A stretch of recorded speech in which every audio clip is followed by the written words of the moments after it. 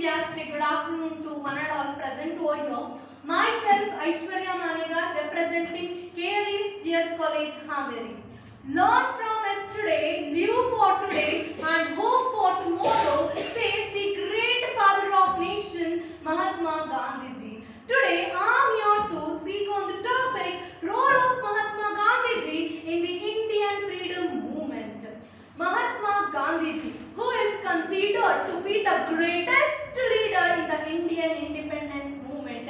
His life was his message. Because of his unique ethics and ideologies, even today he inspires all the people around the world.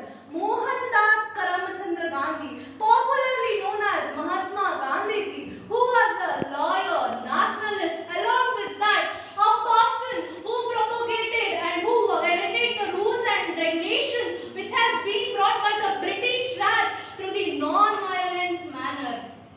After returning back from England to India in the year 1915, Mahatma Gandhiji has organized various movements and satyagrahas in the various parts of the country. Now let me